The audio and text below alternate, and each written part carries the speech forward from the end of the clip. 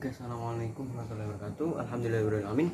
Pada malam hari ini saya akan mempresentasikan mapping dari kitab Ulumul Quran hari ke-7 ya. Hari ke-7. Nah, jadi hari ke-7 itu menjelaskan tentang bab muhkam dan mutasyabih. Nah, jadi yang pertama ada muhkam. Apa itu muhkam? Muhkam menurut bahasa itu berasal dari mahkamah.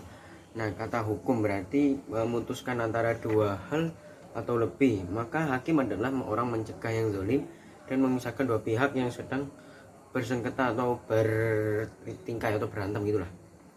Nah, serta memisahkan antara yang hak dengan yang batil dan antara yang benar dan kebohongan. Sedangkan mukam adalah sesuatu yang dikokohkan, jelas, fasih dan membedakan antara yang hak dan yang batil. Nah, seperti itu. Terus apa ya? Jadi definisi yang seperti ini Allah mensifati Al-Quran bahwa seluruhnya adalah muhkam, sebagaimana firman Allah dalam Quran surat Hud ayat 1 sebagai berikut. A'udzubillahi minasyaitonirrajim. Alif lam ra. Kitabun uhkimat ayatuhu tsumma fussilat min ladun hakimin khabir. Artinya, Alif lam ra, inilah suatu kitab yang ayat-ayatnya disusun dengan rapi serta dijelaskan secara terperinci, yang diturunkan dari sisi Allah yang maha bijaksana lagi maha mengetahui.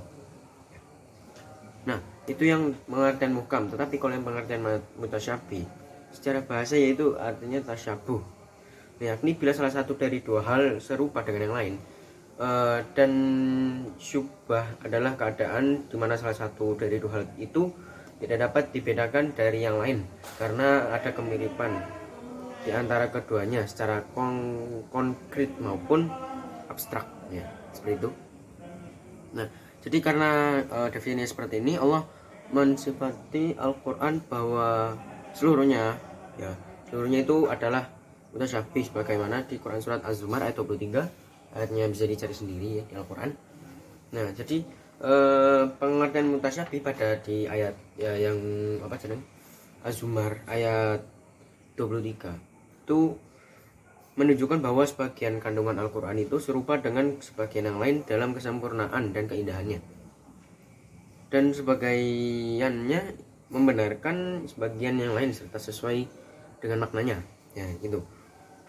Jadi kalau menurut Az-Zarqani, muhkam ialah ayat yang diketahui maksudnya baik secara nyata maupun secara takwil. Nah, sedangkan mutasyabih adalah ayat yang hanya Allah yang mengetahui maksudnya. Jadi seperti itu. Muhammad bin Shalih Al-Utsmani menjelaskan. Jadi ini mendapat Muhammad bin Shalih Al-Utsmani bahwa muhkam itu ayat-ayat yang jelas maknanya, yang nggak ada keraguan, terus ada kesamaran di dalamnya, seperti itu. Nah, terus kalau mutasyabih itu ayat Al-Quran yang masih mengandung kesamaran arti sehingga mereka yang memiliki keraguan akan menempatkannya pada hal-hal yang tidak semestinya pada Allah Subhanahu wa taala, kitab-kitabnya dan rasul-rasulnya. Ya, jadi seperti itu. Nah, kemudian macam-macam mutasyabih ya. Yang pertama, Ar-Raghib itu apa ya? Ar-Raghib As-Hafani sebagaimana dikutip Muhammad Hizirin itu mengelompokkan ayat-ayat mutasyabih menjadi 3 macam, yaitu sebagai berikut. Yang pertama, mutasyabih dari segi lafadznya dapat dibagi 2, yaitu mutasyabih mufrad ya, kemudian ada mutasyabih murakkab. Nah, apa itu mutasyabih mufrad?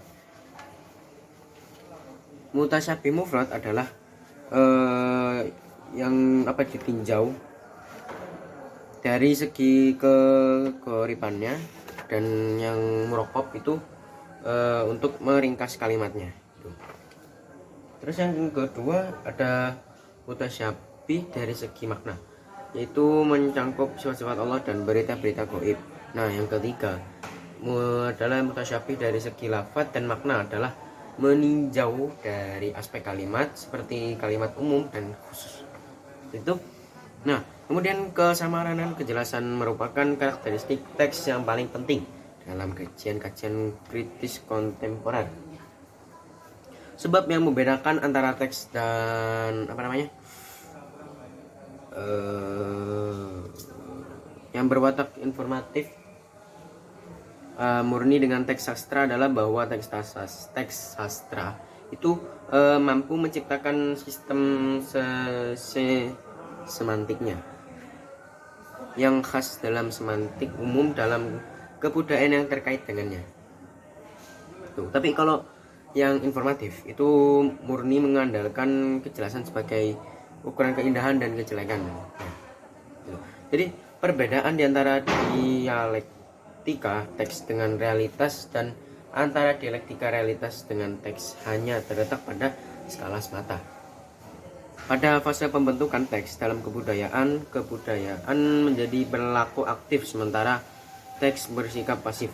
Meskipun kepasifannya hanya dari aspek mekanisme bahasa, tetapi pada fase pembentukan teks terhadap kebudayaan, teks berubah menjadi pelaku yang aktif. Terus kalau yang kebudayaan itu menjadi bersifat pasif, ya.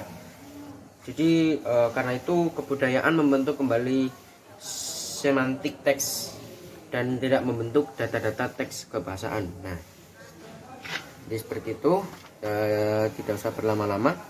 Yang terakhir ada hikmah adanya muhkam dan mutasyabih.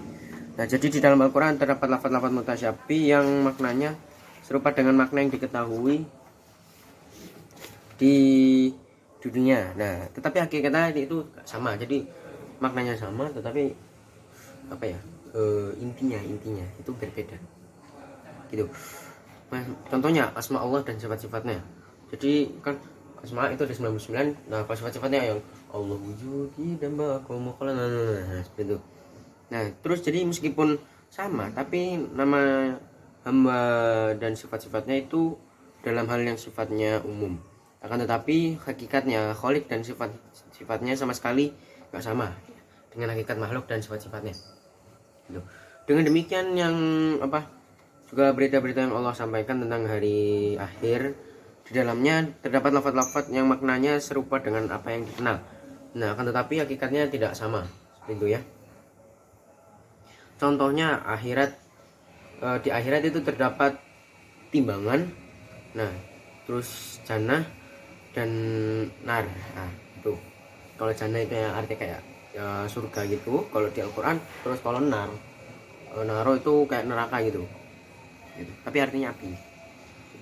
Terus jadi berita-berita teks tersebut haruslah diyakini dan diimani.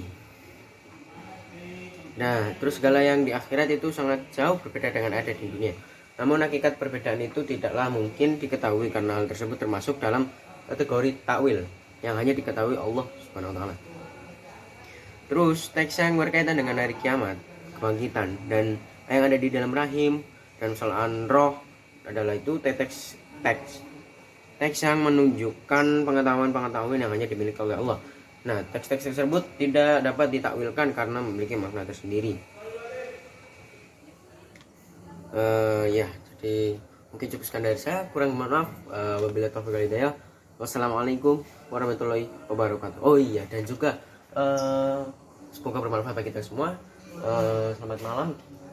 Dan jika kita juga jangan lupa untuk selalu bersyukur pada Allah Subhanahu wa taala karena telah memberikan kita kesehatan sampai sekarang ya.